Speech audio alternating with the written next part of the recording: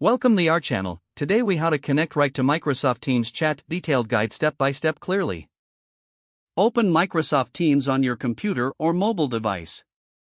Navigate to the desired team or channel where you want to set up Wrike integration. Click on the app's icon located in the sidebar. In the search bar, type Wrike and press enter. From the search results, select the Wrike app. Click on the Add to Team button. Choose the team or channel from the list where you want to integrate Wrike.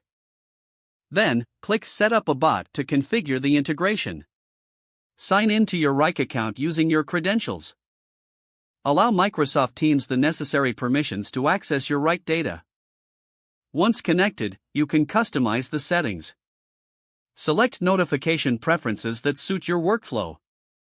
You may also choose specific Wrike projects to stay updated on. After adjusting settings, click Save or Done to finalize the integration. Now, you can use commands in the Teams chat to interact with Wrike. For example, you can create new tasks or receive updates directly within Teams. Test the integration by sending a command such as /Wrike help to see available options. You're now set up to efficiently manage Wrike tasks right from Microsoft Teams. If the page does not load, refresh the browser or try again in a private or incognito window. Make sure you are using the correct email address, then retype it carefully to avoid small typos. If your password is not accepted, use the reset option and create a new strong password you can remember. Check your spam folder for verification or security emails, then complete any requested confirmation steps.